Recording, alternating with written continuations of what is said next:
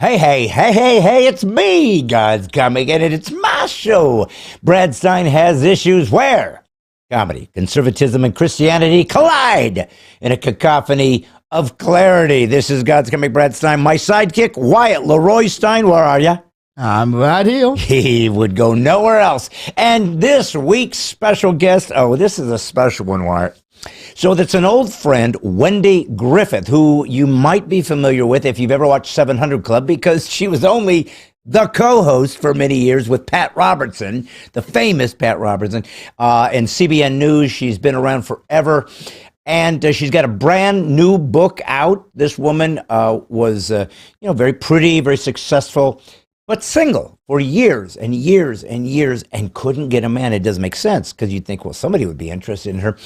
And so she wrote a book, you're a prize to be won, and how you hang in there. And what, anyways, she got a guy, and it happened. And so she wrote a brand new book. You didn't miss it.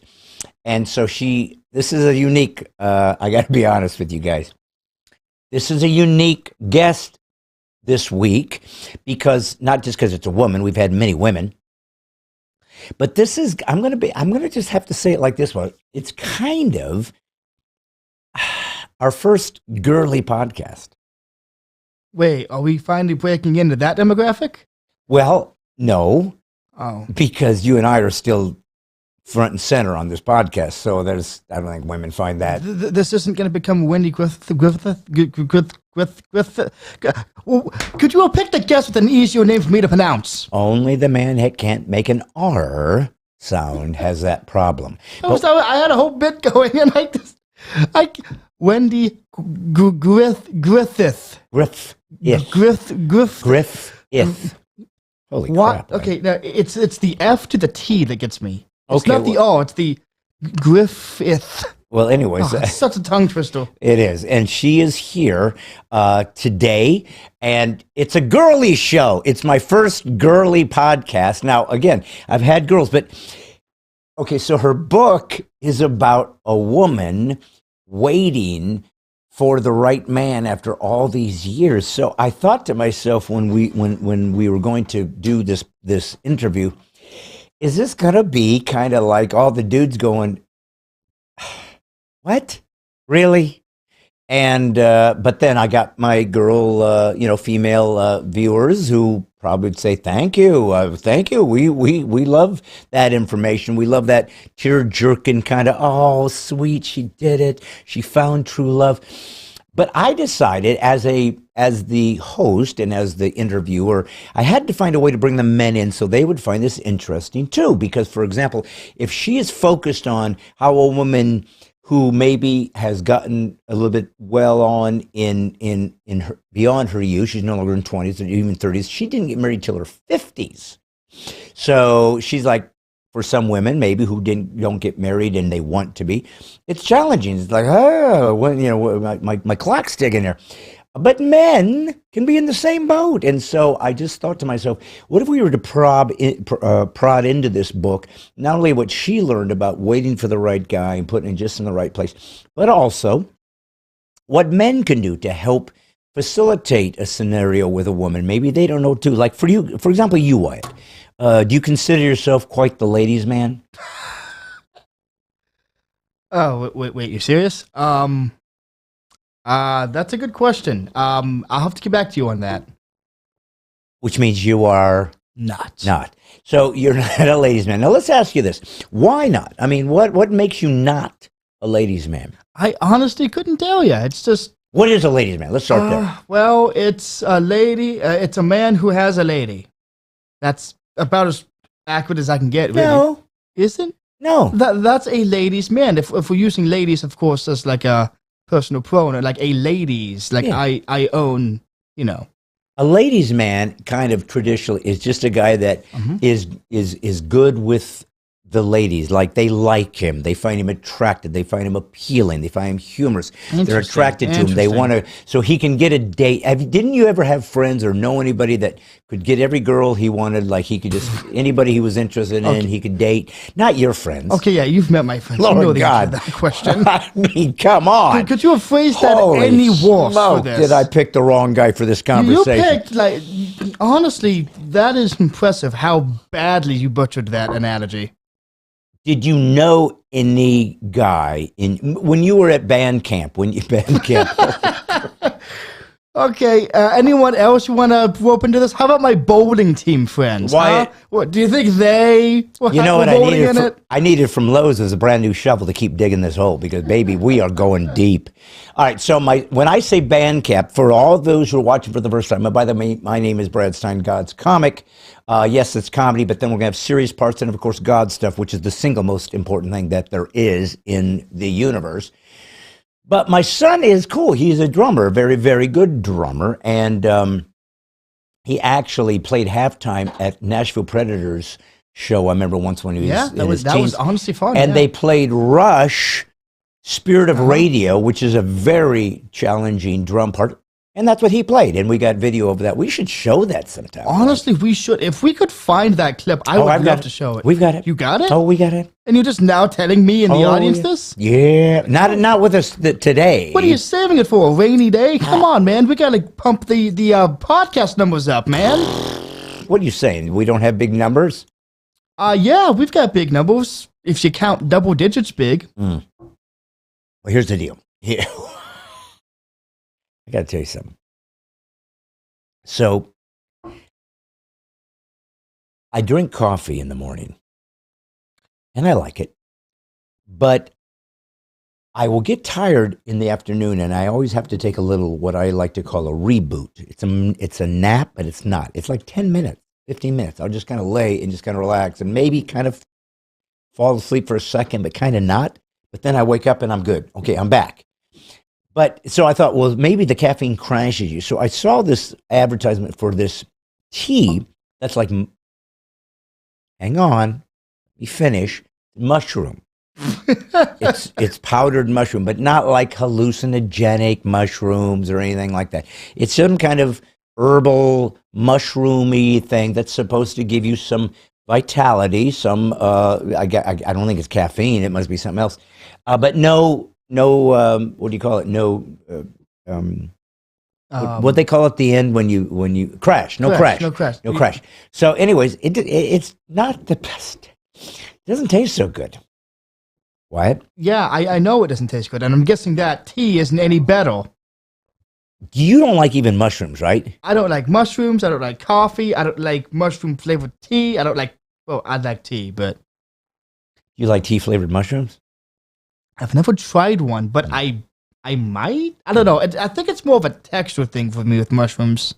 They're so slimy. They are. Which is weird because they're never slimy when you see them in the wild. Yeah, they aren't. But wild mushrooms are more, what's the word? Firm, I guess? Stoic? Not mushy is what I'm getting at. Not slimy. What happens to them? Well, you fry them up in oil or whatever, and they get some oil and some slimage on them. Slimage? Is that the official culinary term for that? Yeah, of course. Okay. What would you call it? I guess slimy, but I guess that's more of a linguist's term. Yes, no, slimage. Yeah. But anyway, so mushrooms and slimage. And here's the deal, son. I love mushrooms, by the way. I can't get enough of mushrooms on my pizza. I love mushroom pizza. Love it. And love it. But I thought I'd try this derivative, and it's terrible. It's terrible. I don't know what it is. It's like weird, and it's got a spicy. I don't even know how it's spicy. Like a spicy, weird. How are mushrooms spicy? I don't know. That's what I'm saying. That it doesn't is make something sense. I would say. That is the kind of thing I would say. The mushrooms are too spicy. Well, anyways, I mean, so needless to say, they're not going to be a sponsor for the podcast. Yeah, unfortunately, that bridge is thoroughly burned. Yes, because I would try to take us up and get your latest mushroom tea. And Brad's son has issues. No, goes down smooth. Buttery smooth. It's not gonna work. Anyways, here's the deal, Wyatt. By the way, I had to fix my hair because I noticed on a couple of podcasts, you guys, I had a little bit of hair straggle. And you are the only one who did notice the director never said, Dad, excuse me, I am the producer. You know who I thought might say it? You know who I thought might say it in the thread? Nick Russ? Karen Boyd. Nick wouldn't care. He's a dude. Yeah, fair enough. You could care less, but Karen, I could see her jumping in. Anyways, she didn't. But this is a special day because it's a girly podcast, but it's not. So all you guys don't bail out. Trust me on this. And by the way, if you're a guy that is interested in a relationship and maybe that hasn't worked out so well for you, this might give you some tips. So this really is kind of a unique book, a unique podcast. And I think you guys are really going to enjoy it. Matter of fact, I know you will because it was a great conversation. It was fun and it was interesting. And got a great bonus question. So, but anyways, what I was getting to you, I was trying to talk to you about, do you consider yourself a ladies' man? You said no.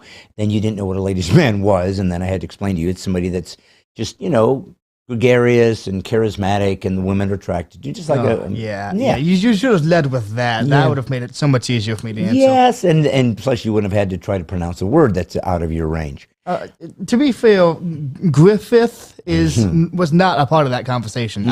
That was an all natural failure on my part. No, that was a complete crunch. Honestly, I have written it down as a timestamp, and we will be posting the clip of it online for everyone to see. Well, because it's funny, it shows your incompetence, and yet your humbleness in copying to your incompetence. Yeah. I mean, hey, look, I'm the producer. If I want to embarrass myself on social media for the world to see, that is my job. Yeah, and let me guess, you're doing it for clicks. Why else would I? That's my son.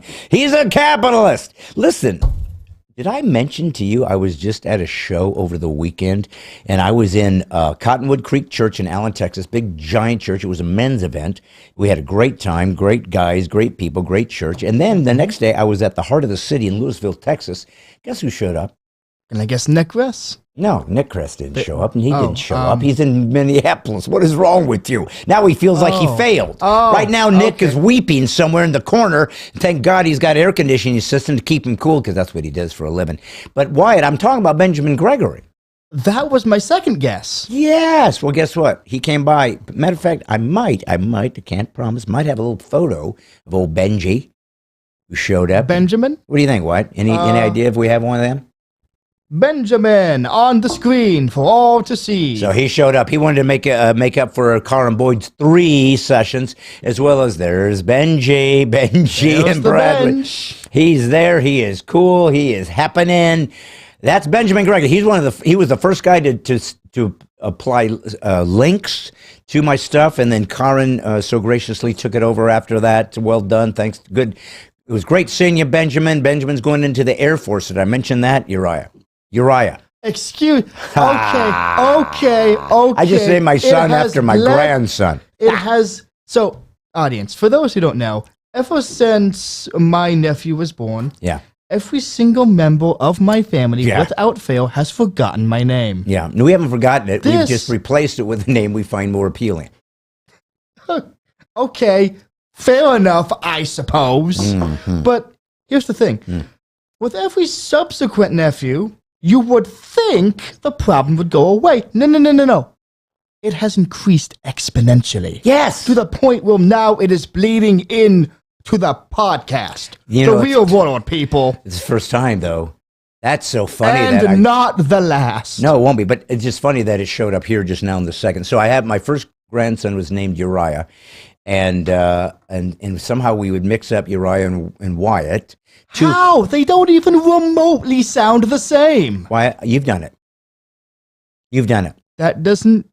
You've done the same thing. I don't know what it is. No, I will look at the grandson and say Wyatt, or I'll say Asab, that's my other one, and then my other one after that is Judah, and the last one is Malachi. You know what she should have done, your sister? Gone with a biblical theme. That big missed opportunity. Holy smoke. Yep. But listen, here's the deal. I wanted you guys to know that when I was there and saw Benjamin, it was great. It was men only. I love working for men only because Wyatt, I think it goes a little bit. It's a little bit more earthy. Is that a good word? Do you think? I would say more mushroomy. No. Because because I wouldn't be able to endure an hour and a half. I thought you liked mushrooms, though. I love mushrooms, but not in this liquid state. It's terrible. You love mushrooms. You just don't love an hour and a half of mushrooms. I would if they were like on a pizza and they were or fried over a steak. Okay, but here's the ultimate question, though. Do the mushrooms work? Because ultimately, as long as they work, who cares what they taste like? I can see you're pantomiming your answer. Let's see. Is this charades? Oh, Is this charades? Okay, you can't talk in charades. woo! That's already points deducted from you. Okay, all gone. So once again, does it work? No. Do you feel energized? Yeah, keeps me up. Are you energized because of the mushrooms or because of your deliberate avoidance of ever drinking them again? Lord God, it keeps me awake. It keeps me up and energized because all I can do is spend every second of my life going, why did I drink that? And then you do it again. What's wrong with you? I have to finish it. It's my ADHD. It's my obsessive compulsive behavior. I can't not finish something once I start it. Why? What is that about me? Like this podcast. I started this podcast 5 years ago or 4 years ago. I thought it was 3 years ago. Or something. How long has it been, I'm audience? making it up on the fly. Why? It's a podcast. Well, I can make it up. Who's gonna fact check me? The audience. Snopes? Maybe. Who knows? Anyways. Who knows? So I'm on my laptop, and next thing I know, we're in this, our coop, our dungeon, our hole. That's with our little sign in the. I mean, think of the places. The places we've gone, the places we've come, the places we go. But I wanted you guys to know that men. I like performing for men because, and I did a lot of Promise Keepers back in the day. I mentioned that to you once, probably before dinner. Do you remember that you came to one of those shows? Promise Keepers. Yeah, I did. Because they let you go up stage during praise and worship, and you were playing like a tambourine or I was something. playing the tambourine next to the bongo man. And you were in front of like 15,000. That was a concert. Even care. Yeah, it didn't face you. You have never been nervous about performing. Explain that to me. Never. Well, honestly, I don't know why, but it's like, I guess it's just, honestly, I don't know. I honestly don't know. It's like when I'm in front of a crowd, the people don't feel like people. It's just a blob of just something. And I'm just like, I'm here to make that something entertained. And I do not care what it takes. And then the adrenaline kicks in, and then I'm just, hey, I'm done. 20 minutes. Cool. Felt like 2. So, would you consider our fan base that shows up here every Monday night a blob of something? Oh, yes, absolutely. But it's a digital blob. Very different than a live blob. Because you see, with a digital blob, you can erase your mistakes. A live blob will haunt you for your mistakes for the end of eternity. Okay. Well, listen, I was wondering if I need to say hi to some of these folks. I would say so. I think the audience is clamoring. Have they been asking anything about it? No. Okay. Hey, look what I just ran into. Benjamin Gregory is here, says about 5 years on Podcast Live. Is that true? I mean, if Benjamin said it, it must be true. He knows everything. Hey, listen, guess who is watching me from right off the bat? Nick Kress. And then Benjamin was right there. Deanna Miller, hey, happy Monday. Hi, everyone. That's from Ashley Has. Haas, Haas.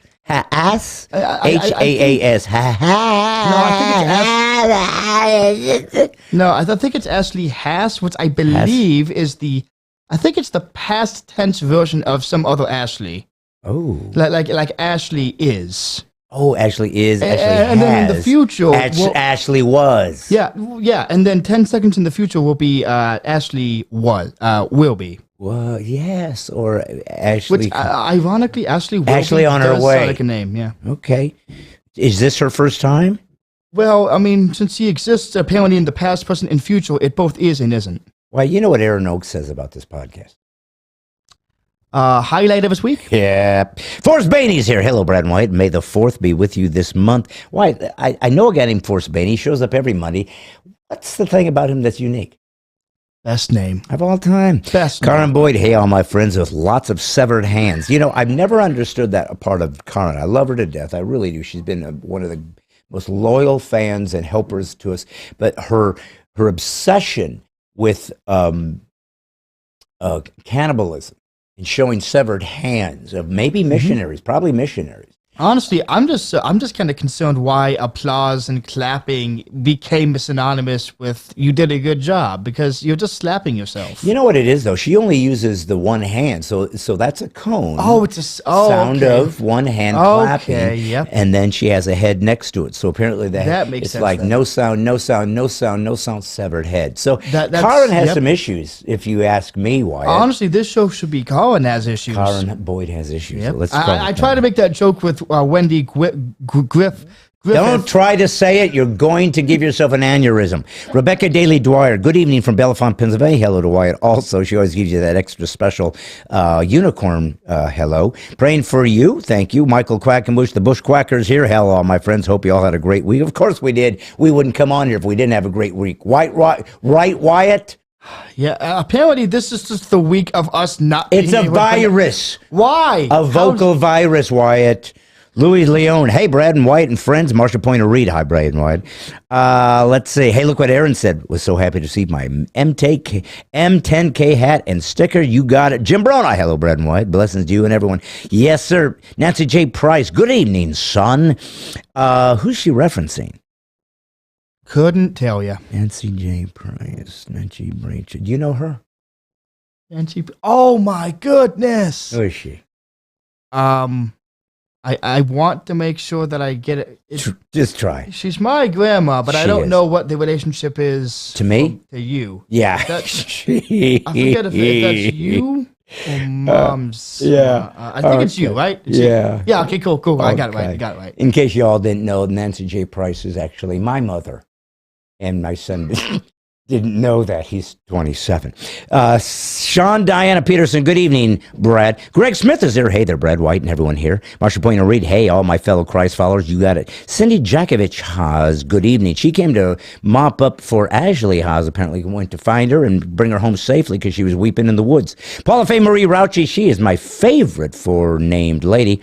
And Karen Boyd, perfect timing, Cindy, yeah. Let's see.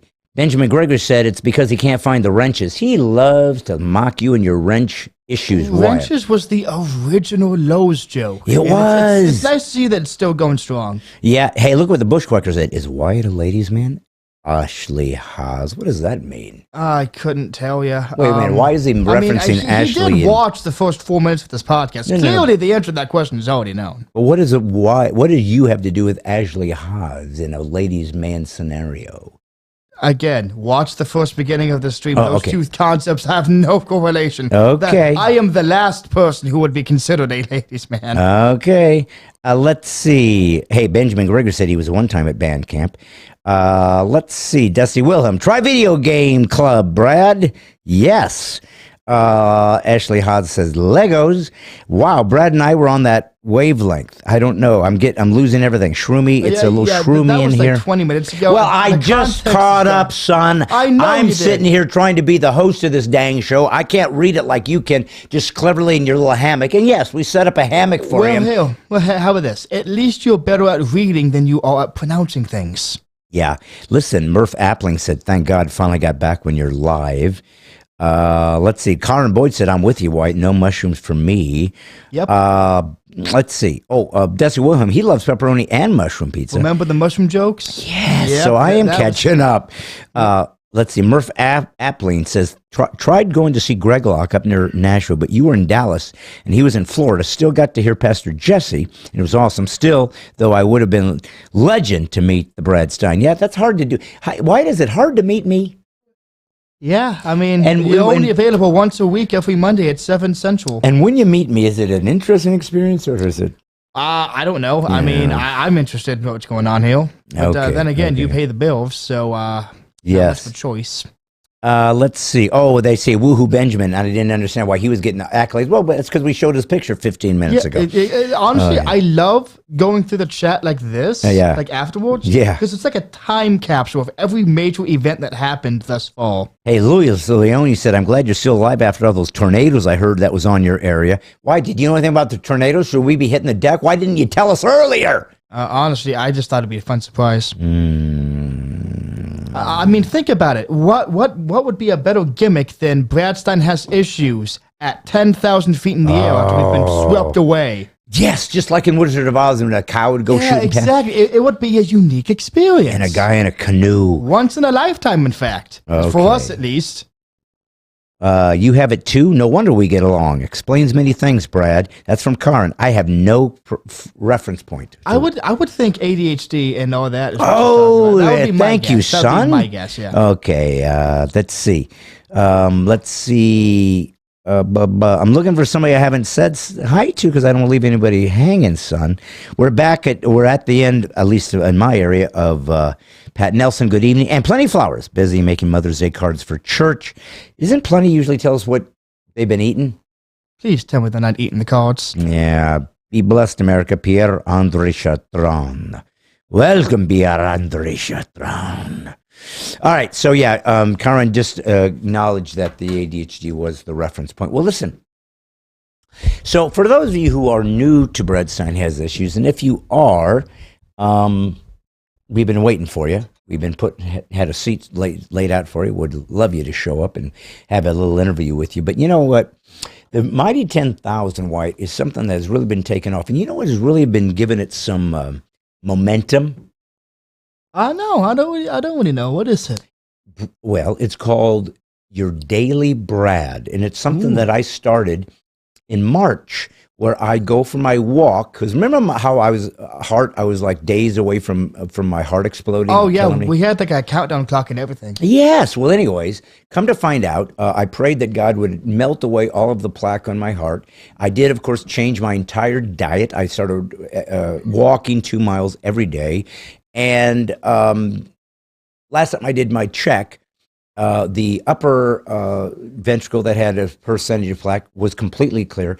And the lower LDL, the Widowmaker, that was like had 95% of the plaque problem of the percentages was like at 200, was down to 85. So it literally was melting away the plaque on which my doctor couldn't believe. He's like, I've never seen one of my clients reverse heart disease. And I said, well, doesn't everybody do that? I mean, if they say you're going to die, you might want to change your... No, nobody has a discipline. I changed the day he told me this. I don't want you to eat anything with a face or a mom. So basically he was telling me to be a vegan. I'm going, well, we'll see. And I went real vegan-y, but not completely. And then I started saying, I think I'm just going to try to live as healthy as I can, but I'm not going to go crazy. I want to be able to live my life. And if I die, but I had a piece of pizza now and again, or chicken. Like last night, we were at Prince's Hot Chicken here or Hattie B's. It was actually Hattie B's hot chicken here in Nashville. So if you never had a hot chicken, you ain't lived. And so that was delicious, but it's got fat because it's a skin. Well, I don't usually eat that, but I give myself a little indulgence because I deserve it. Because why did I work my little butt off to clear my heart? Anyways, I was walking every morning, and I thought, well, what if I just did a little devotional? I'll call it Your Daily Brad, like your daily bread, and ask people if they want to jump in and join us, because so far the M10K or the Mighty 10,000 is our people here that are here every Monday. And sure enough, people have been jumping on every day. Boom, boom, boom. It's like, oh, this is exciting. They haven't come over to see the podcast live. I don't know what that's all about. Wyatt, they're heretics. They joined the Mighty 10. They're not even watching the show. What's that all about, son? Should I call them out on it, or should I give them grace? I don't think heretic's the right word. More hypocrite. Oh, nice. Just Wyatt to the rescue. I have my moments. You do have your moments, but not with the ladies. Few and far between, yes. Well, here's the deal. So it's been quite an experience to watch people jumping in, being part of this idea of being a disciple for Christ. If you are new to the podcast, I'm a Christ follower, and it's because I believe he's actually God. I think it's the only person in human history that proved it, and people watched it, validated it, and spoke about it, and it changed the world. So yeah, I'm in. I'm going to die soon, as will you. We're all terminally ill, and so I will face God or go into eternal oblivion, and at that point, nothing mattered. It doesn't matter what you did or didn't do in life. And if that's what life's all about, who gives a crap? But nobody lives like that. We all feel like there's something more, and that, to me, is one of the proofs of God. One of the proofs to let them know I'm really here. But I realized that we could have different levels. The cheapest level, I wanted to make it so anybody could do it. So $3 a month was enough to get you in the game. You have to participate. You have to put something in. But just like you guys donated, and we got 3 cameras. It took a while, but we were able to get the cameras. And then we needed 3 mics. And by the way, Wyatt had been using a cheaper mic that had been donated for quite a while. We finally broke down and bought him one of these Shure mics. So we all have the exact same mic now. So, I mean, it's been baby steps, right? But there was other levels. I said, what if we were to have some higher levels where you could give more, but you get more in return because you get stuff. When you join the Mighty 10,000, you get all my comedy that you can stream and watch from bradstine.com. Now, if you go to the next level, then you can download my comedy. So if you don't have a DVD player or whatever, you can download it on your computer and watch on TV or whatever. It's because now you just bought it. It's like a digital version, right?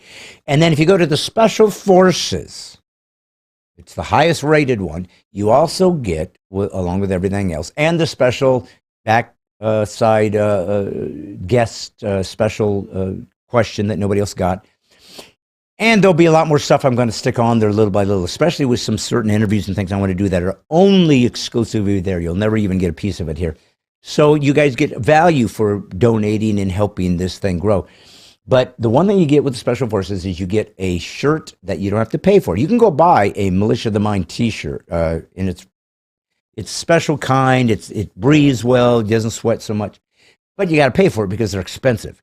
Unless you buy Special Forces. Then we give it to you free. And I sign it, and I film myself signing it. Well, guess what, White? We don't have a ton of people on the Special Forces, but we do get them. And we got a new guy, and I am going to give him the accolades he deserves. His name is Mike Campbell, and he got all of his swag, the cup, the hat, the sticker, and the shirt with his Mighty 10,000 number written on it. Matter of fact, if I'm not mistaken, White, we filmed ourselves signing this stuff. Yep. Do you mind? And it's up to you, son. I don't want to put you on the spot here, being as you're in your hammock and whatnot, wearing your slippers. How about we show the people me signing this? I don't know. Just to mix it up. Just to mix it up. I'm not saying we're going to make we're not going to make a habit of it. Okay, I mean, okay, but get this hammock. This hammock's pretty comfy. I'm just saying. Just don't fall out, and if you can, with your toe there, just push the button. Let's see if they can see me sign it for Mike Campbell. Here I go. Mike Campbell, here's what it looked like. Run it, son. Michael Campbell, it's your lucky day. It's me, God's Comic Bradstine. This is, in fact, your shirt, and here we go. Number, what is it?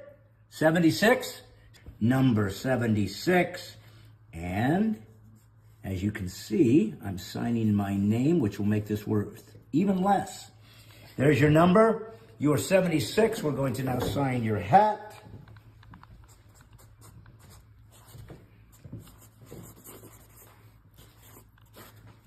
And your cup.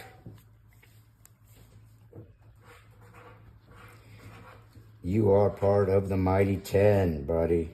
I am so glad for you.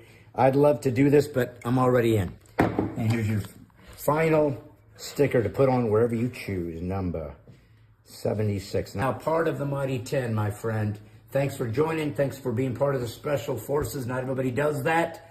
We'll be praying for you, hoping that you enjoy this experience and be part of it. Get a bunch of people to sign up too. And let's just do some damage for the kingdom while the getting's good. God's Comic Bradstine saying, gotta go, I'm sleepy. So that is me actually giving a personal signage to Mike Campbell, one of the Special Forces, and I mean special, there's only been a handful so far, because it's more expensive, it's like $200. But I think we have a picture of him because I always send it to everybody. Karan did it, Nick Kress did it, and you get to put on all of your swag and merch, and we're going to show everybody who the Special Forces Mike Campbell is so you guys can recognize him as he walks past you, as he's strutting his stuff, his merch, his swag, and really basically looking down on you, realizing you're not nearly as cool as him. Why? Let's see Mike Campbell actually wearing the stuff that you just saw me sign. Where are you, Mike? Here he is. Come on, buddy. Here he is. Come on, buddy. Give it time. He's on the screen. There's look at that. Look at that. He's got a cup just like mine, and there's that signature right on it with the silver. There's his sticker right there. Look at his hat. It's all cool looking, crunched up looking, beat up hat. And there's his Militia of the Mind shirt with his special stuff. So he's in, man. He is in. I love it. I love it. I love it. Why, come on back to me if you would. Well done, Mike Campbell, Special Forces brother. I can count on you to pray for me. Help us all together. We're one flesh. We are one group of believers that say we are the church. We are going to pray for this nation. We're going to see if we have a shot that God will show us mercy and not let it be destroyed. It might be, but at least we're going to go down swinging. White, what do you think? Do you think the people are interested in where I'm going to be this Friday? Because I can let you know if you're in Indiana. If you're a Hoosier, this Friday, May 10th, I'm going to be at that Church on the Rise in Elkhart, Indiana. Matter of fact, there's going to be, you'll see lots of advertisements in that area. And, I don't know if you know this, White. I was born in Indiana. I'm a Hoosier. I mentioned that ever? No. When you mentioned it lately. No, I keep it to myself. Yeah. But anyways, yeah. Because, I don't like to brag about being from Indiana. No. Maybe when would you wear for? No. Yeah, it's not me. That's just my thing. But Elkhart, Indiana, this Friday, you will see me. Get your tickets now. Go to bradstine.com to see it. And then Saturday, I'm heading over to the Hamlin Reformed Church at Country Road Barn in Watertown, South Dakota. So I'm staying in the farm community, looking for as many Amish as I can. We always have to let them know weeks in advance, because once they get in that buggy, it takes them quite a while to arrive. But anyways, if you are in Watertown, South Dakota, this Saturday, you can see me live. Come shake my hand, come blow me kisses, tell me how much you appreciate who I am and why I'm here. And I will try my best to remember your name, no promises. But why would I, Wyatt? I'm not going to lie. Anyways, I love you guys. I love what you're up to. I love what you're doing. If you believe in what we are doing, that we can have a podcast as Christians, conservatives, we can laugh, we can have some fun, get some real things, and then get some really interesting, eclectic guests, more and more coming. I've got some already in the can, so we got some great people coming. It's kind of a special series now. Last week I did Eric Metaxas, and I think we might have done Jason Jones before that. So it's almost a series of authors for the next couple of weeks. This will be like week 3, I think, of a book author. And this, of course, is Wendy Griffith of her book about being a single woman until her 50s, finally finding the man that she said was worth waiting for. You didn't miss it. That's the name of the book. And again, you might, if you ever watched the 700 Club, you've seen her. Well, she's with us now. She's a friend.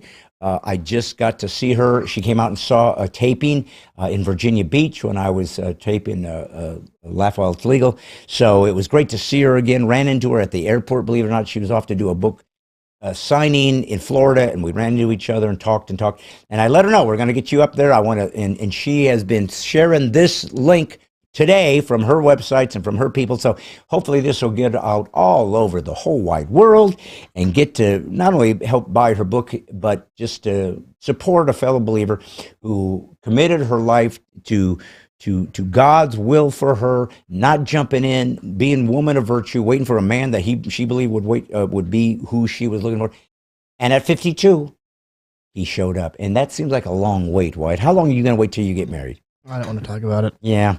Well, we aren't going to put you on the spot, but what we are going to do is let you know that this is a special, I think, a special interview because it does have kind of a female-centric element. But I promise you men, I made sure and was cognizant of not making it so girly that you would check out, because why would I do that? And yet you girls are going to get all the estrogen you were looking for. It's a wonderful interview. It's a wonderful book. It's really interesting. It's about the whole experience of relationships, male, female, trying to get along. Women are very, very difficult to get along with. Why? Because they are... I am not answering that. I was hoping I could suck you into something. I may not be a ladies' I thought you'd man, panic but and it I'm would not just an pop idiot, up. okay? You're not Okay? an idiot. But no, you've learned something about those ladies. You don't ever say anything that would get you off on the wrong foot. But this is what is the right foot. This is a very, very special guest. You're going to love this. I promise. It's interesting. It's intriguing. It might give you some tips if you are single. She's even got a singles cruise that you can go on and all cruise on together and lament why you're not with somebody. As she says, I found mine, but it took her 52 years. You're going to love this story. It's interesting. I promise you, everybody's going to enjoy it. Please continue to pray for Brad Stine Has Issues. Continue to join the Mighty 10,000. Please help me find people to sign up. We're trying to get 10,000 people saying we're in. Think of what God would do with 10,000 people saying, I want to be a disciple for Christ, and we are going to pray and work together and fight together and learn together and make an impact in the areas that we live in. I don't want them just here. I want them all over the world, the country, saying God is real and let me show you how to find him. This is what this is all about. It really matters. It's true, folks. It will change your life forever when you find that God is real and reveal himself and you can know him. It's crazy. It's amazing. And it's hard. And there's a lot of times when painful things happen too. That goes with it too. And you are not let off the hook. It may seem unfair. It may seem unjust. And God said, but I will be with you. There is a plan for this, even if you don't know it in this earth. And that's what we've banked on. That's what our faith is. Not believing in something we can't see, but having faith and hope that there's something bigger and we know it's there. And the more you trust it, and the more you believe it, and the more you walk in, and the more you act as though it's real, the more something makes sense. You get into balance. You know you're where you belong. And you can share that with others. If there's anything this world needs, it's a sense of balance, of finding out what is actually true, that relativism doesn't work. There is a true north. There is a real Eden that God has for you. The one here was lost, but the eternal one will be there for those who are seeking it, who want it, who are seeking to find it. And the only way it can be done is with the one belief system in history where God said, I will do the work for you. I will die for you. No other belief system ever did that. It was always what you could do, or what you could sacrifice. And God said, what if I sacrifice for you, even though you don't deserve it? There's nothing like it. It's Christianity. It's Christ following. It is the one and only truth of all time. And it's something you should grow and nurture and bring into your life, and we'll see how it changes you. And this is going to change it, because we are going to talk right now about the relationship of male, female, and even marriage, which, by the way, God associates our connection to him as a marriage. So it's holy, it's sacred, it's special. You're going to enjoy this. You're going to have fun with it. And, well, I'll say no more. Pull up a chair. Grab yourself some nice mushroom juice. And enjoy this interview with God's comic Brad Stine and Wendy Griffith on Brad Stine Has Issues. Let's roll.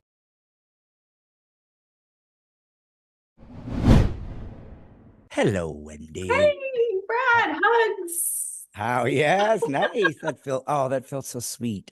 I am so grateful. You know, I don't know if you remember that much. I hope you do, but because I'm hard to forget. Yeah, But, you are. But you and I met personally, maybe I'm going to say 8 years ago. I think it's been longer than that. It's been about 10. 10. Yeah, that in makes the 700 Club studio. That's where we were with Daniel. That's exactly right. So Daniel Lesko, who directed and wrote Persecuted, the movie that I was in and you were in, is something that brought us together. I think we were promoting the movie Persecuted, which you guys can watch. I don't know if it's on Amazon. It might be. It's on. There's maybe Netflix. I don't recall, but go look under Persecuted, the movie by Daniel Lesko, and you can see both of us when we portrayed different people. But anyways, we're not here to talk about that.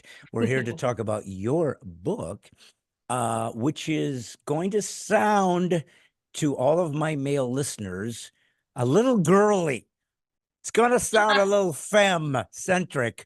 It's called You Didn't Miss It.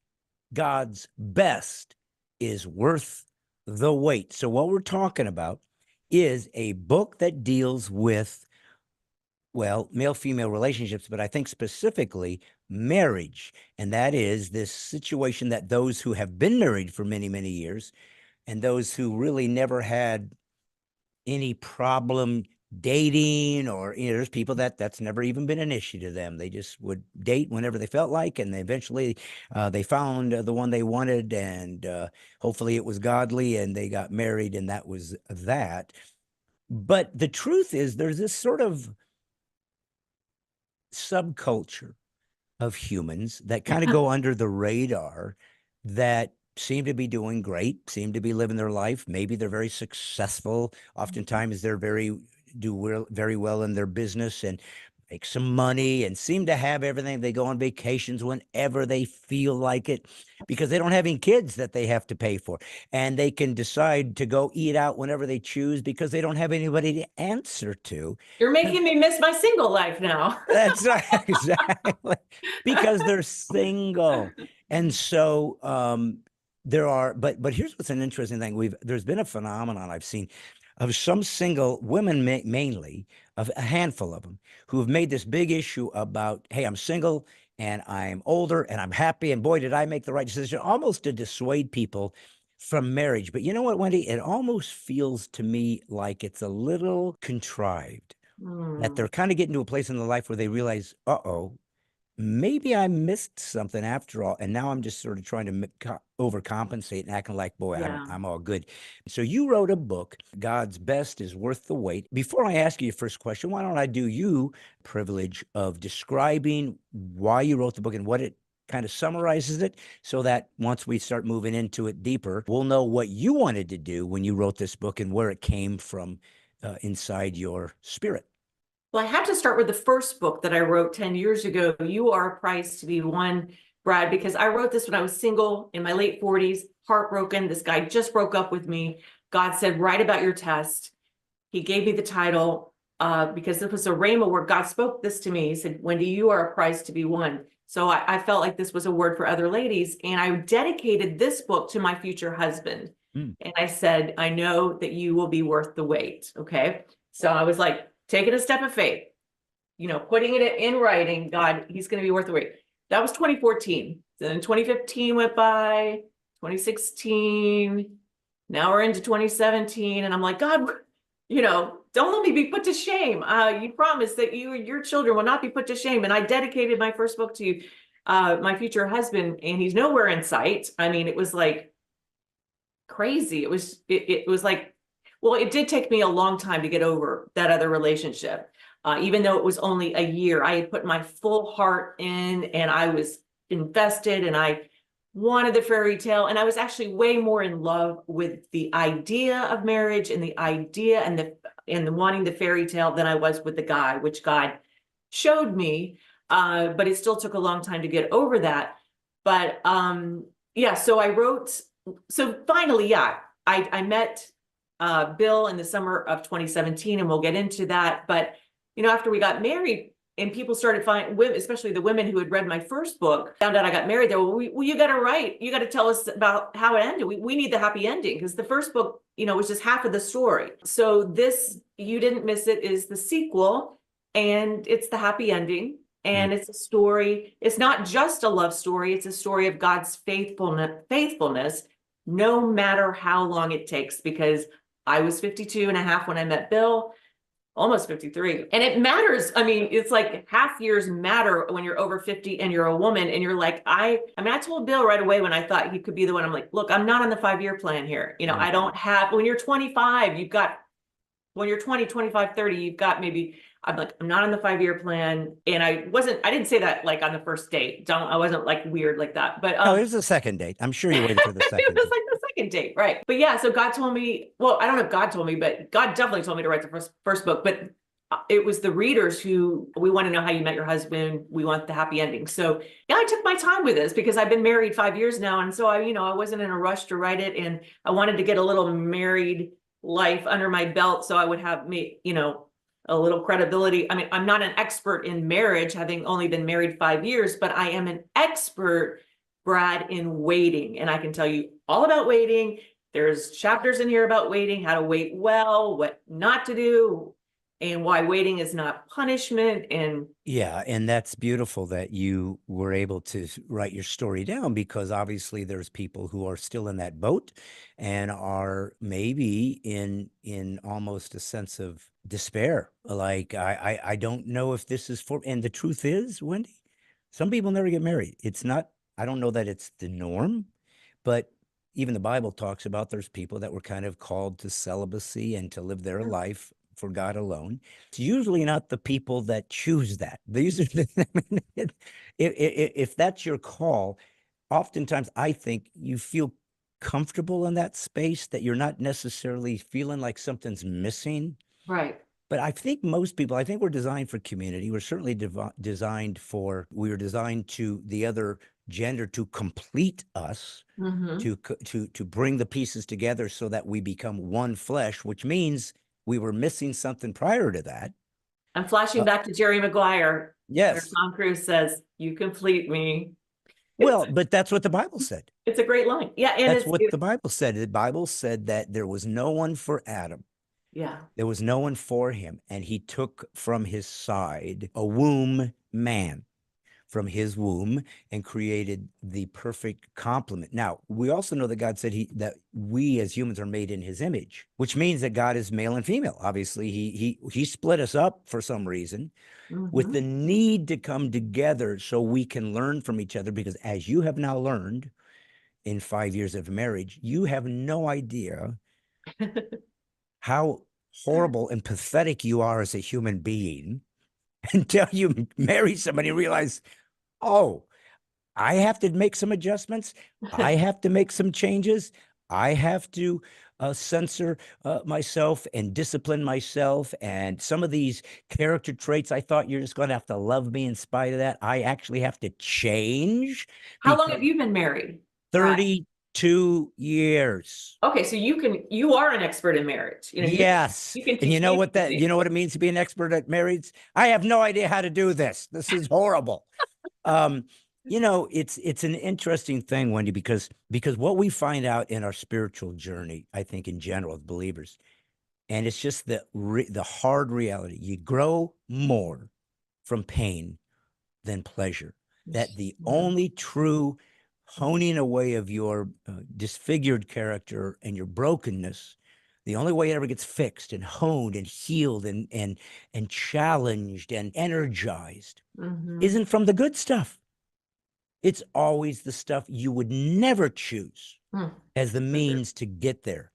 You are a 51 or 2-year-old woman. Now, obviously, you look much younger. You're a very pretty woman. So let's start with that, because even though men watch this, and I don't want to dissuade women who are watching this, I have lots of women fans, from thinking this can be a program that maybe touches them specifically. But maybe you can also help enlighten men who are watching this about the female perspective, because we don't understand you because you're crazy. I hear that. I hear that from my husband sometimes. Yeah. Well, So I hear let's from yeah. I well hear let's from all start men. with this. You are obviously an attractive, successful Thank you. 52-year-old woman who wanted marriage, Right. and it didn't happen. And so let's start with that. Did you have opportunities over time and you just felt like this ain't it? Or are you literally telling me there was nothing anywhere in the horizon until I met, his name's Bill? Bill. Bill. Until You know, Bill. I did date a little bit here and there, but for the most part, I mean, I was on TV. I didn't even wear rings because I thought, if he's out there in TV land, he's not even gonna have to guess. He's gonna just see I'm seeing. That didn't work. Nobody at CBN, nobody at church, nobody in my travels, that I was meeting. And so I was hiking with my friend Jenna. We were in Peru, and it was this summer of 2017. And I said, Jenna, when we get back to Virginia Beach, can you fix me up? I mean, I'm just like, I haven't had a date in, I feel like a year or something. I can't remember how long it had been. And she said, sure, because she knew everybody. And sure enough, she knew this guy, Bill, because they both went to Virginia Tech. A week later, I, on a semi-blind date. I'd seen one picture of him and I thought he was cute. And so there's the four of us. She had a friend that actually knew Bill better than she did. So the four of us got together and that was how we met. And so I do encourage people, you know, online works great for a lot of people. My sister met her husband on Match.com and they are a match made in heaven. I'm telling you, they're fantastic. Been married for 20 years. I didn't think I was supposed to do online. I felt like a check in my spirit every time I would, you know, I was on TV and it was, and I did try it a few times because I would just get like so frustrated with God. Like, God, you're not, you know, I can't just sit around like every single weekend and not go out. So I would get on, you know, whatever it was, Match or Tinder, you know, and every time I would just be like, that was awful. It was, the dates were not good. And so I would say, okay, God, I'm going to do it your way. I really felt like the Lord was telling me not to do it. And I disobeyed a couple of times, but he forgave me. And he was right. I mean, it wasn't for me. So I did have a few dates before I met Bill, but nothing stuck, nothing. And I felt almost invisible. And now looking back, I pretty much was. I believe that God does put a veil over us as a protection. And when it's our time, when we're ready, as we're getting closer to being ready, I believe he kind of takes that veil off. I think, you know, by the time I met Bill, I was in a really good place. I had just become I was co-hosting with Pat every week, and that was phenomenal. And I mean, Pat, you know Pat Robertson. I mean, he of course passed last summer, and we miss him terribly. But you know, I had like 10 years of co-hosting with him, and that was what's the word? The honor of a lifetime, to be honest. I mean, just incredible. So I was doing that. I was doing reporting. I was getting into high elevation mountain climbing. I'd say, okay, God, you're not giving me a husband or a boyfriend right now. Give me another mountain to climb. And I climbed Kilimanjaro when I turned 50, Mount Kilimanjaro. And Oh, who doesn't? I mean, who doesn't, right? I mean, so I know it's not that big of a deal, but so that's why I was the Inca Trail to Machu Picchu was on one of my mountain lists, and so that's why I was there in the summer of 2017 with Jenna, and I was in such a good place. You know, I was like, you know, I'm having a great life. Like you said, you know, I can travel wherever I want. My career is going fantastic. But yes, I still really I wanted to be in love. I said, God, I don't need to get married for, you know, the sake of just being married or saying I'm married. If it's not, I'm an all or nothing girl, you know, I always have been. So I was like, God, I want to be in love, and I'm willing to wait for that. And so I was in my early 50s, and I remember praying on my knees again, saying, God, you know, where's my husband? And I clearly heard the Holy Spirit say, Wendy, when you're ready, there he will be. And I said, Lord, you got to be kidding me. I'm already like 50 or 51, however I was at the time. And he didn't answer me back because he had already said, you know, you're not ready. So it gave me, at first I was frustrated, but at the same time I had peace knowing God's on this. God's not saying no. He's saying, wait. And so I write a lot. Waiting is the hardest part when you're waiting to fall in love or be married or be in a relationship. So I talk a lot about waiting in my book. And if you don't wait well, you can end up making a mistake that you could regret for the rest of your life. So waiting is really, really important. So that's why I talk about it so much. Well, and then there's precedent in the Bible with Saul. The Israelites didn't want to wait for their king. And God said, you have to trust me that I do have an order of things. I do have a sovereignty as to what I was wanting for you. And you can at any time thwart that.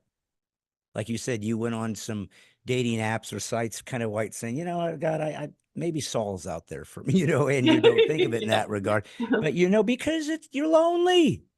And Exactly. and it's like I'm not trying to do anything immoral or anything. That I just want a companion that Exactly. is a man who is part of my life, because we're designed that way.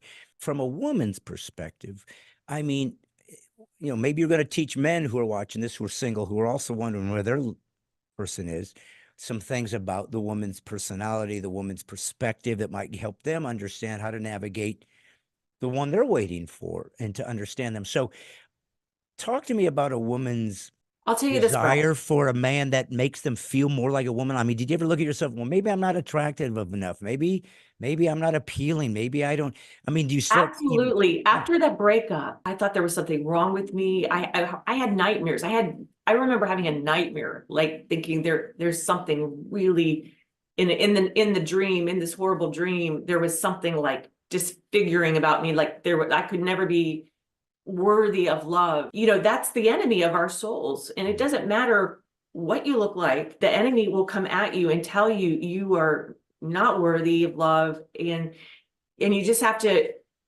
figure out how to reject that, because it's the lie from the pit of hell. But I do want to say this about, you're talking about a woman's heart, and something, women were created to be pursued. He who finds a wife finds a good thing and receives favor for the Lord. I think that's Proverbs 18. So, you know, men are designed to be the hunters, to be the pursuers, to make the first move. And in this situation, you know, so Bill and I met up for that blind date. And then there was 4 weeks where we didn't see each other, because honestly, it wasn't love at first sight. And I just thought, oh, you know, he's nice. And it was great to be out with somebody from the opposite sex instead of just hanging out with my girlfriends all the time. And, you know, it was a beautiful night. But I wasn't like even thinking at that time that I would see him again. I mean, I thought if I do, I do. If I don't, I don't. Right. But this is what Bill did right. And this is what I want men to understand about women.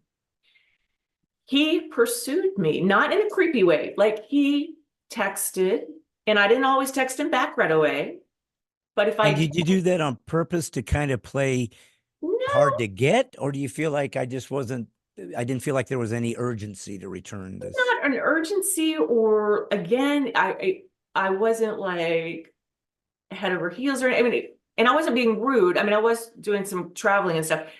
For whatever reason, I didn't maybe text him back right away, but he didn't give up. He would follow up with a phone call, maybe.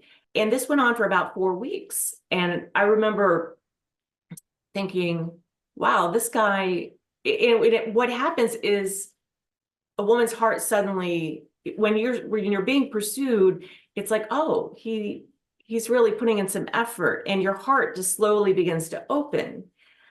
And a lot of men today are afraid to pursue women because they've been rejected so many times, and it's painful. I mean, it's horrible. But I just want to encourage the men, you know, don't give up, because if Bill had been like, oh, she didn't text me back and he didn't try again, we wouldn't be married. I wouldn't be married right now, because I wasn't going to pursue him. I wasn't going to text him, but he gently pursued me. And also another great thing that he did was, one Saturday morning, he called me, and I think I was still in bed and I was feeling lazy. And he was like, do you want to get together today? And I'm like, I don't know, you know. Then he had a date idea. He said, how about we go blueberry picking? And suddenly I'm like, oh, he had a plan. A man with a plan is a great thing. Okay, so women love it when the men come up with the ideas for dates. As soon as he said blueberry picking, and that was the date that changed everything, because we had been out a couple times already, but something shifted on that date. And I think it was, and I have a whole chapter about that date, just because that was the day I knew, okay, I'm interested in this guy. Like, I wasn't really sure until then, but I liked that he had a plan. It was a fun, kind of ended up being sort of a sexy date in a way. Like, you know, you're blueberry picking, you're eating blueberries, you're talking, you're flirting, you know, and it was fun. And I thought, wow, you know, I think I really like this guy. And I remember the end of that date when he brought me back to where my car was, and we hadn't kissed yet. But anyway, I just wanted to give him a hug, and I remember that hug, and he remembered, and I actually prayed. I said, Lord, let him feel you when I hug him. And he actually told me something later. He's like, that was a really good hug. And so he didn't know I had prayed about it, but that date changed everything. So a man that pursues a woman is more likely to have success, obviously. I mean, nothing ventured, nothing gained, no risk, no reward. And I hear from a lot of men who say, if I even hold the door open for a woman, I get cussed out. And I'm like, okay, well, that is not a reflection of you, because you're a gentleman and you should be, applauded. That is a reflection of that woman, so just move on. Jesus said, wipe the dust off and move on and be brave. I mean, if you're a man and you desire a relationship, you're going to have to man up. And that's my tough love message to men is we want you to man up. We want you to come get us. We want you to fight for us. We want you to climb a mountain to get us, to walk across hot coals. Okay, maybe not that, but maybe. I mean, we want to know that you're fighting for us. And when I was praying for a husband, I didn't grow up in a hunting or necessarily a fishing culture, but my husband is a hunter and a fisherman. And I absolutely love being married to a hunter and a fisherman. So God will give you more than you're asking for. And I don't go with him when he, I have gone with him a couple times. I don't pull the trigger or anything, but I do eat it and I enjoy it. And I especially love to eat fish. So I love being married to a hunter. It's part of his nature. And I love that my husband is all boy, if that makes sense. No, it makes sense, very much so. Yeah. Well, I want to be able to dive into your book to some specifics, just so people can get a feel for what they'll be getting when they buy the book, and for women who perhaps are in this situation, hopefully there's some perspectives that maybe they haven't read in other, because there's lots of women's books on this kind of a subject. Yeah. But I'm sure you have a unique perspective because you were much older when you got married for the first time. So I think that gives you a maturity and a perspective that, a 25-year-old isn't just going to have. They're just not going to have it. You really had to keep going and keep going. When you talk about waiting, you're getting to an age where you're going, come on, man, this can't be. Yeah. I mean, it's got to be like Sarah and all these guys who are bearing in the womb going, come on. There's It's waiting, hard. and then there's torture, right? There's Yes. waiting, and then there's this feels abusive, Father. I believe in this thing, and you're not providing it. But there was a couple things in what you just said that I kind of just wanted just ask a little question on before we go into the book, because I think it could be helpful, perhaps. One is that you said women want to be pursued. Now, here's the other problem, though, that we're dealing with in 2024, because of the toxicity of feminism and some of the Me Too. Me Too movement, which, by the way, had a element of importance to it. Women Sure. had been sexually abused in offices and places for years and years. The casting couch, we've all heard of all these things. Sure. And they had nowhere to go because people didn't care. They didn't believe them. It's like, hey, it's being a woman. Oh, well, you want to play in the big leagues. This is part of the game. So I understand what they were trying to get at. Gretchen Carlson, who kind of started that, or at least was part of that, is a friend of mine. She was on my podcast. And she's a strong woman on Miss America. Well, listen, if you are being, sexually assaulted when you're with your boss and you're just trying to work, that ain't right. And it's like, what am I, this isn't even, why is this even in the mix? So you try to be empathetic and go, maybe we've never seen this and it needs to be seen. But as in so many good ideas, it becomes something that can be used also to destroy other people or to gain power or to just get revenge, or it can be used and abused like anything can. So one of the things that I guess would be springboard off of that is, when a man is, you say pursue him, but I think what has happened, Wendy, is we don't get the signals anymore. The signals the flirting used to be pretty easy to grasp. You assume that a woman was interested in you, were interested in them, and you were going to see if this particular relationship was going to pan out. But you were having fun and you were allowed to open the door, and men felt like they were being a man. I opened the door for you and I get to buy you a thing, and it made them feel good about themselves, and they felt like they were offering something, and you were in your sweet, feminine, beautiful mystique of being a woman made us feel good, and you knew how to flirt just right and how to wink just right and how to giggle just right. So we felt good about ourselves. That's all kind of gone by the wayside. Yeah. And so so a man listening to this today is going to go, oh, okay, pursue. Maybe that's what I may say. That pursuit can very easily be perceived as stalking now, coming on too strong, or come on, dude, didn't you get the hint? I didn't text you back because I don't want to talk to you. So is there a way for a man to pursue that feels safe to the woman and feels positive as opposed to you're creeping me out? Is there even a way to find that balance? I feel for my brothers out there. It's not easy right now. We still need you to be brave. We need you to be brave right now because you are in uncharted waters, but at the same time, you're just looking for one woman.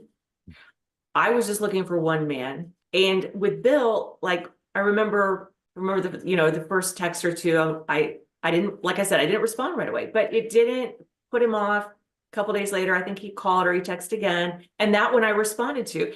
And then it just sort of opened. It was funny too, because one of the things I noticed about him right away was how when I text, I kind of like leave some words out and it's kind of messy and sloppy.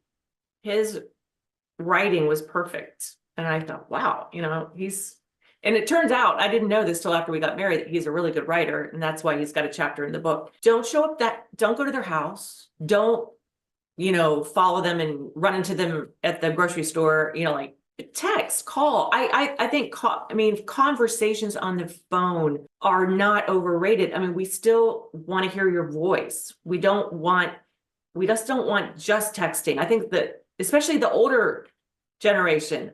So that's what, after Bill and I became a thing, he called me every evening at 8:30. And it was like, I loved it because it was sort of this consistency thing. And, we lived about 30 miles away. I was, now we both live down here near the beach, but then I lived in Chesapeake, which is like 30 minutes away. He used to call where I lived the western part of the state because he had to come all the way to see me there. But yeah, so he would call me.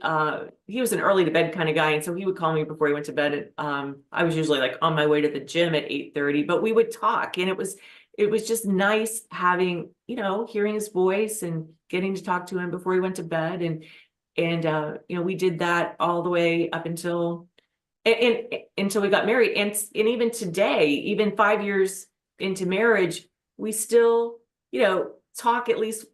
Probably not every day, but we still talk in the afternoon, maybe once, just for a few minutes, just to catch up. So, but back to men pursuing and how to do it safely. Yeah, I think texting is fine, but be discerning. I mean, be prayerful.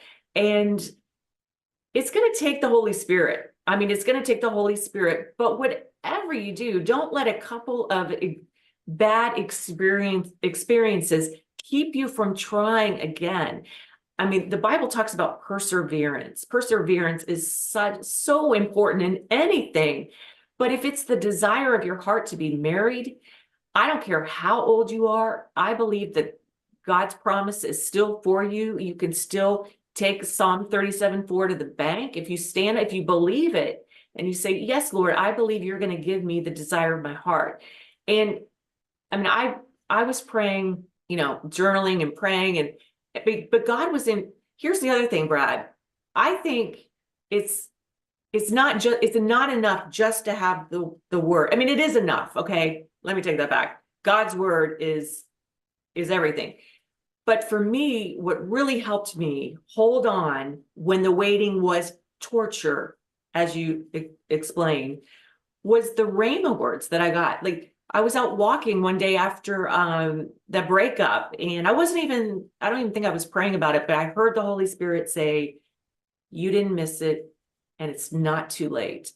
And I just I think I started crying because God was reading my mail. I mean, he knew I was struggling in the wait. He knew it was getting to the point where I was on the verge of being hopeless, of thinking it's never going to happen for me. And you've got well-meaning friends saying, well, I guess it's never going to happen. And you're like, so you have to, when God speaks to you and you get that Rhema word, and if you don't know what a Rhema word is, there's the written word, which I think is called logos. And then there's when your spirit it's not an audible sound, but when your spirit hears the voice of the Lord, it's like you don't hear it audibly, but you still hear it. How do I explain that better?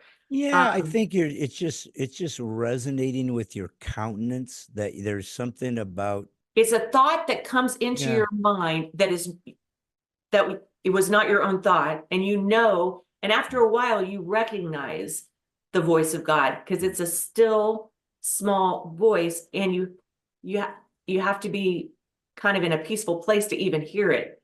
yeah. So when I'm out walking, I'm more in a peaceful place, but I heard that.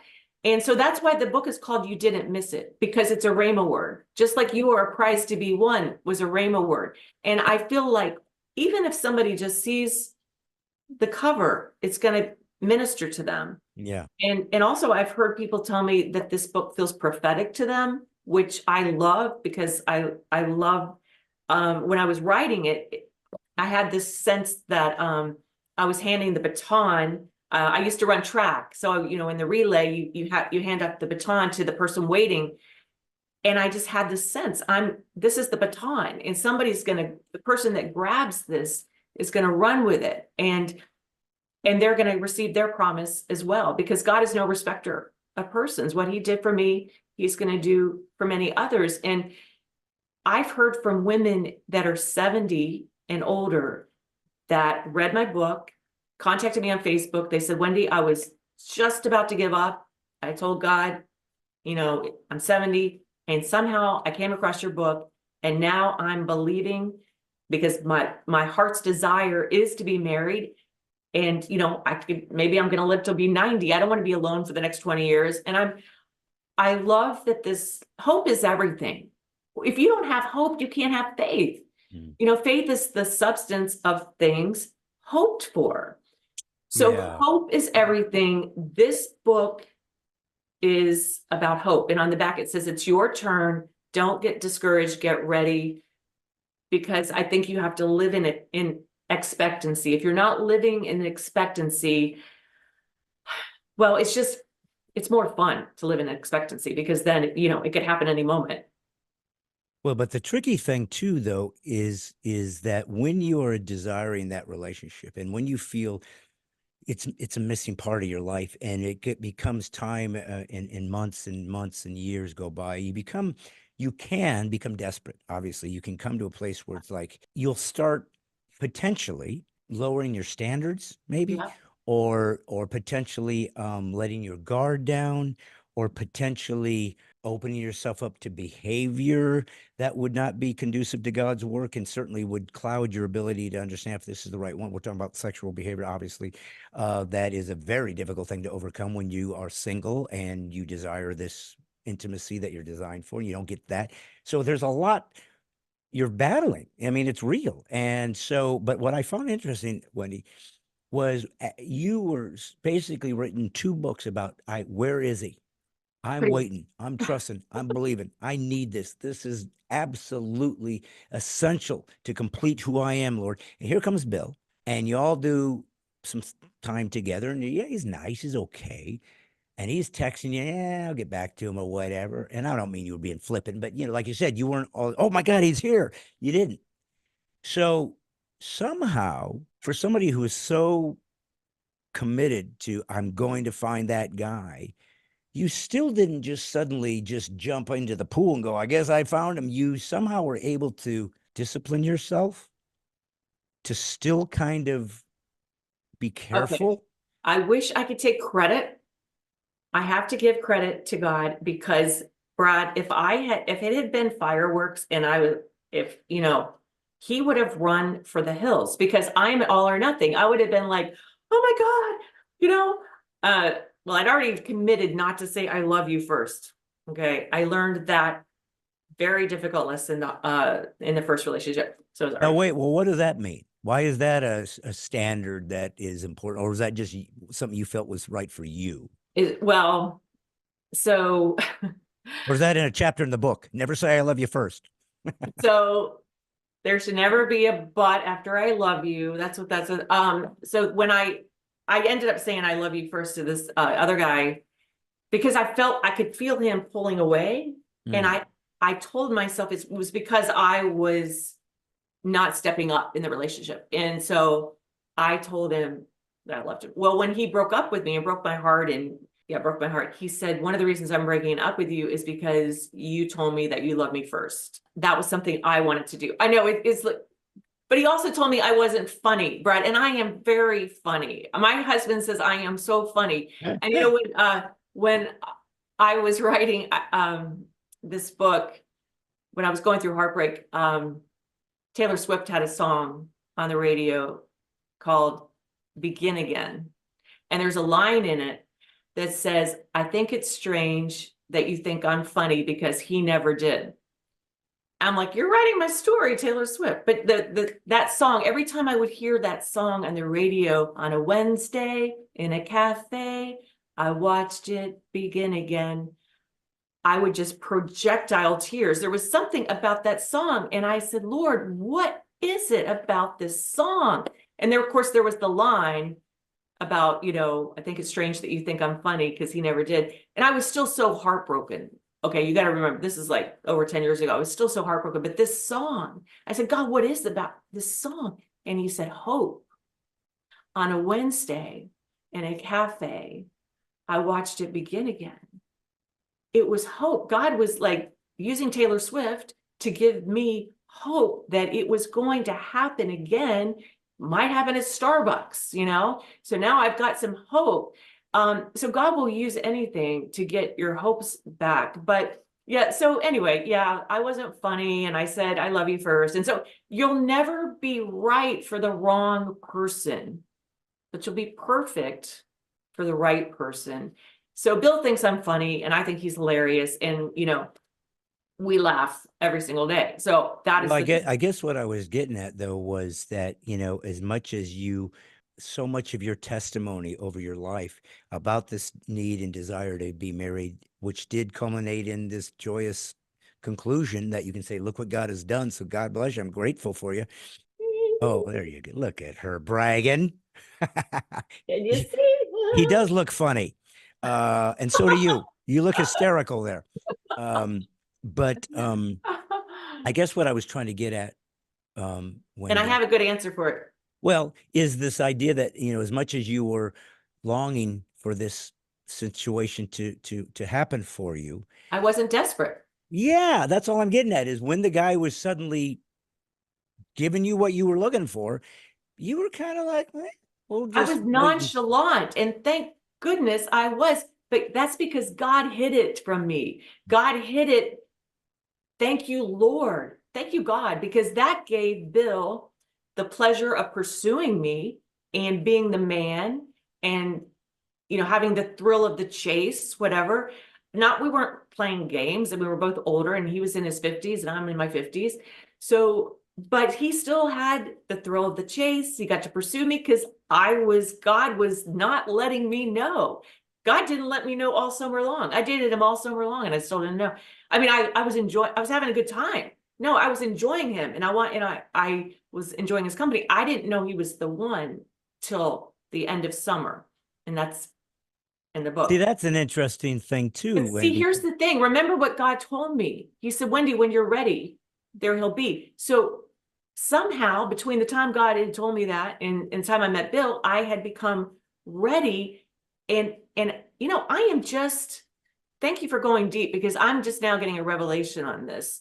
Yeah, God had to get me to that place where I was pretty happy, like being, you know, yes, I still wanted to be married. It was still a desire, but I was happy with my life, with my friends, with my relationship with God, with my job in mountain climbing. And I'd just gotten back like from Peru the week before. And even since then went up to Old Rag and hiked in Virginia. So I was really into climbing, mountain climbing. And so this was, at this point, Bill could only add, a relationship was only going to add onto what God already had for me. It wasn't going to be my ride or die. It was going to be all or nothing. I mean, I already had, my cup was already pretty full, and he was going to be like the foam on top of your latte. I mean, it was But it almost feels though like the length of time it took for you to get to that place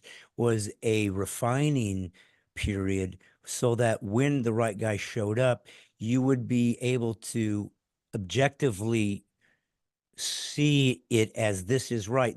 I keep going back to, you didn't Yeah. just jump in the moment this guy finally is showing attention to you, which you seem to be in your books and your thing. Where is he? Where is he? Where is he? Here's a guy. Can't wait to see it. And you're like, and I just find that interesting because you would think, and maybe Yeah. this is, and maybe if you were 22 instead of 52 or whatever it was, that you would have jumped in. Ah, he loves, oh, this, oh, because the romance feels better than the discipline of actually thinking there's something here that's a big deal. Because if I give my life to them, this is it. I ain't going anywhere else. This is the Yeah. one. And that's what I did. The one thing I said to my wife, not no, listen, if you've never been married, you don't know what it is. It's impossible Yeah. to explain what it's like. It's like having a child. There is no equivalent. You can say, I love somebody. Oh, yeah, I have a parent. I know what that's like. I have a mom. I know what that's like. I have a brother. I know what that's like. I have a cousin. I know what that's like. I have a friend. I know what's that like. We all can relate to that. But a child, you created from whole cloth. They literally didn't exist, and then they did. So there's something about that spiritual connection that is unprecedented. There's nothing like that on earth that you've ever experienced that you can say, ah, this is like a child. It's impossible because it's Yeah. one of a kind. So I'm just saying to you is that marriage to me is that way, is that God didn't say that you and your child are one flesh. And nothing is more heartbreaking than losing a child Right. before you die. But he Hmm. said the marriage is what's holy. The marriage is what's sacrosanct. The marriage is what makes more humans that come Yeah. from this body. The church is the body and the bride and all these allegories to what how deep this thing is. And when the moment finally came, Yeah. as much as you had waited and longed and ached, Yeah. you also said, God, I've gone this far. I'll just trust you that I can keep going until it all makes sense. And that maturity is very difficult to do because you are lonely and you want to take the first one that comes down the pike if you've been waiting a long time. So talk to women out there because I guarantee you they're out there watching right now and they're going, Yeah. "Oh yeah, well, what do you know, Wendy? Good for you. You got your guy. I'm 60 now, still waiting, but oh yeah, I'm glad your book came out. God bless you. Loved your picture. I don't get one.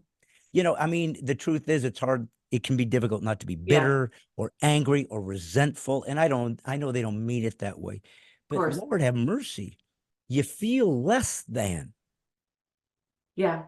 if you feel like nobody wants me. And I'm just saying, and there is no easy words for this because if you're suffering, words don't make it better.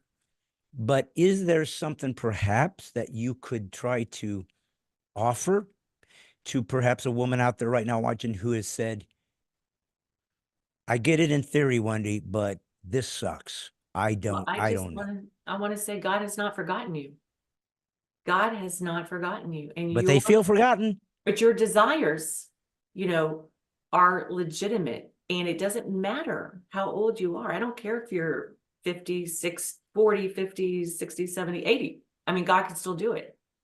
And if it is the desire of your heart, when in those desperate moments where I thought I can't wait one more day, God, I cannot wait one more day. I would call my friend Rhonda, happily married to a pastor down in Louisiana, and she was committed to standing with me and praying with me. And every time I would say, Rhonda, I need you to pray for me. I'm just having a hard day. And she would give me Psalm 84:11. Psalm 84:11. God will not withhold any good thing from those who walk uprightly.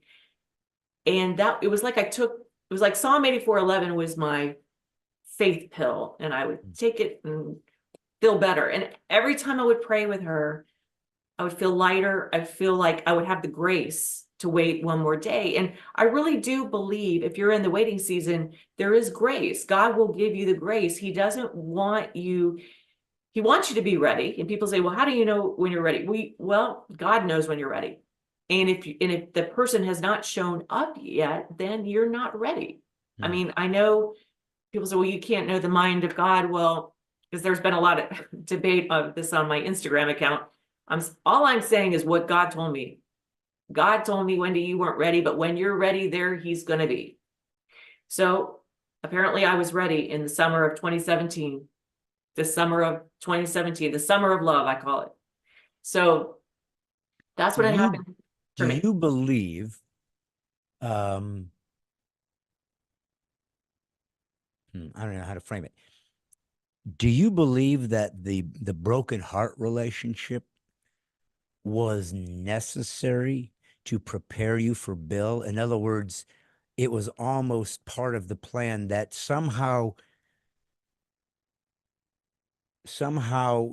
nurtured something out of you that simply would never have been there had you not experienced this thing. So that when Bill showed up, you could notice him, where perhaps prior to that, had there not been this other thing, he might have gone by the wayside. He may not have been. Yeah. Can you find something in that was specific to you that in retrospect you go, holy smoke, this is what I had to get. This is what God couldn't refine in my character until this happened. And this is what that thing is. And didn't feel it then, but thank you, Jesus. You did that forging of my spirit at that time. Can you pinpoint what maybe was necessary in that lesson? I didn't love myself. God said when we broke up, he said, Wendy, you loved him, but you didn't love yourself. And so you settled for bad behavior. I settled for some really bad behavior. And I settled for an I love you, but, and we were both in our 40s, marriage minded. And he said, well, I love you, but I don't know if you're the one. This is after I told him I love you. So I took it. It felt like, it was the first time he said, I love you. And it felt like getting slapped and kissed at the same time, because and I actually was sick to my stomach because we were at a restaurant and I just thought, God, I don't feel well.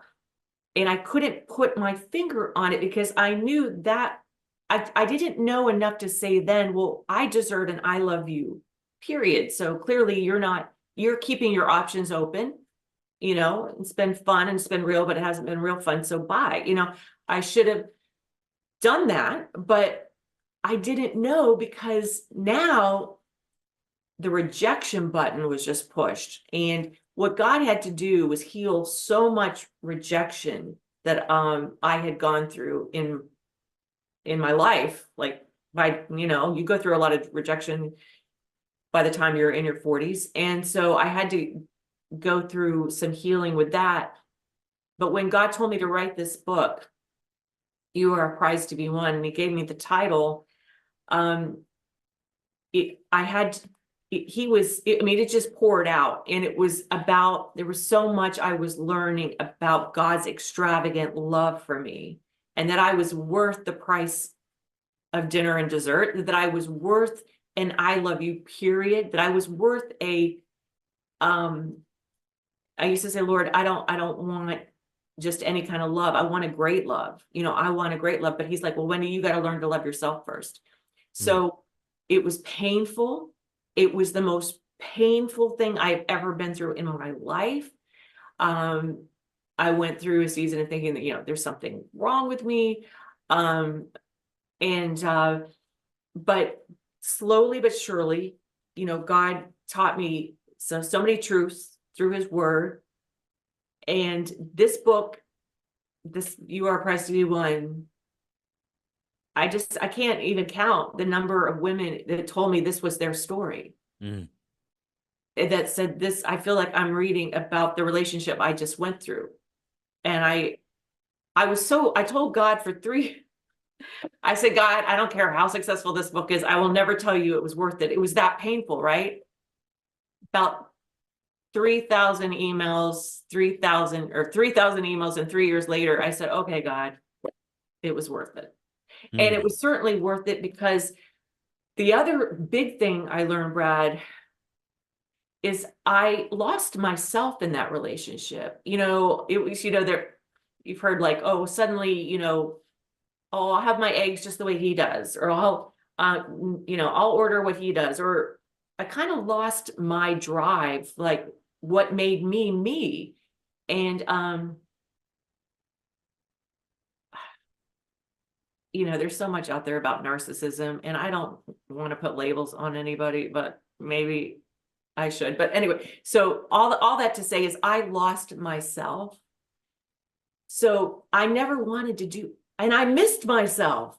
Reminds me of there's a country song. A girl says that it was after a breakup and she's like, I missed me. So I missed me, but I got me back, and I never wanted to lose myself again. And so, but when I met Bill, I think one of the first things I noticed was, wow, I still feel like me. I mean, I feel like I'm still me, but I can have this relationship, like I'm whole now and he's whole. And like, so, not that I'm perfect. I mean, I still have lots of issues and lots of rough edges, and probably still need therapy and who knows what else, but I'm a lot better than I was then when I wrote that book. And so, yeah, it was, gosh, you're making Well, I me think back there that and feel that pain. if you're looking for someone to fix you, you're probably in the wrong ballpark, because nobody can. It's God Almighty who has to do the internal work to Yeah, help you discover who you are and why He created you. But certainly, I think you should feel that they enhance you, that there's something absolutely. about them that makes you feel more like who you were always meant to be, but it's magnified now. It gets to come out because they appreciate it and they love that about you. And your idiosyncrasies become endearments, and the stuff that bug you are actually sweet, because I don't even know, he leaves the seat up, whatever, and you hate that, right? And then if you got a phone call of the blue, oh, he was killed in a car accident, you'd be going, oh, I just wish there'd be one day more that he'd leave the seat up. In other Yeah, words, you care suddenly about the fact that they're in your life and they are there. They don't fix you. They're not supposed to. They don't heal you. They enhance enhance. who you are, and hopefully they drive you to a place where you are willing and able to do the hard work and assume, and this is the hardest thing I think in marriage. We come up in conflicts, and we both know exactly why that person is wrong. You shouldn't do that. That's hurtful. I don't like that. That's messed up. You got to work on that. The other person is spinning around and going, no, no, no, no. You have to work on that, because really this is your thing. And I'm really feel like once you get this put together, then everything will smooth out. And if you are really mature and really care about the fix,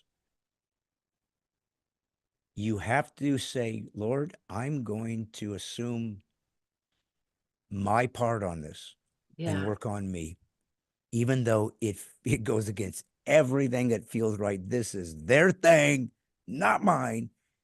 And if you can learn to humble yourself and say, but I'm going to just somehow feel like this is my journey to work on this thing, you'll find out that not only does it help bring some peace and some clarity to the marriage, but you start seeing junk about yourself you just never could have seen any other way, and you didn't yeah. want to. And when you're single, guess what? You don't have to. But if you feel like hopeless and you literally use the word desperate, I'm desperate to find a husband, that's a red flag. Yeah. Pull back, spend some time with the Lord, let him speak to you. You're not desperate. Yeah. You are a child of the Most High King. He wants to give you his best and nothing less. You deserve God's best. Don't even put that label on yourself. And if you think, okay, I'm making too much out of this. No, I mean, you're not making it an idol. It's a legitimate desire, and it's from God, and it's godly to want to be married, and two are better than one, and all of that. But desperation will kill your chances, Yeah. because people can smell it. They can Yeah. see it. You can Well, see it. and it also indicates that you're trying to find healing or a fix within yourself that people can't give you. It's got to come from God. It's the Yeah. only way you can get better is you and God on the journey. Maybe quickly, can you maybe summarize a few of the bullet points in the book that you think it will be helpful to women? And do you think men might find some value in this book? You will learn how to enjoy life while you wait, because I'm all about the journey. I mean, I told you I climbed Kilimanjaro and I got to the top. It was kind of boring up there. There was nothing to see anymore. Everything was about reaching that snow covered peak, and so enjoy the journey while you're waiting, pursue your passions. It's going to make you happier. It's going to make you more interesting when you meet the one. Why waiting is not punishment, it's preparation. Like you said, God's a God of order, and if we look at waiting as punishment, we're going to be miserable. Yeah. That's not God's nature, so there is an order, and there is purpose. There's purpose in the waiting, and when you can find out what that purpose is, it's going to make the waiting a lot easier. How to stay anchored in hope while you wait.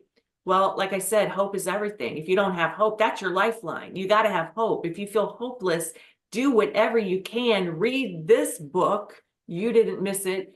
If you want to start at the beginning, you can read You Are a Prize to Be Won. If you've just gone through a breakup, I recommend You Are a Prize to Be Won. Or if you just want to know more about your value, like why am I a prize to be won? Then you need to get You Are a Prize to Be Won. And if you want the happy ending, you need to get this one, because it's your turn.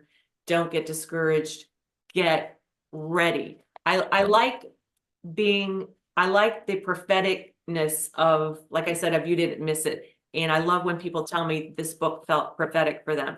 So, and I am already getting some praise reports from some of my readers that are meeting guys or meeting girls, and that couldn't make me happier. It makes me like a proud mama. So, Yeah. but Well, all glory to God. no, God, amen. Amen. God is the matchmaker. I pray and God does it.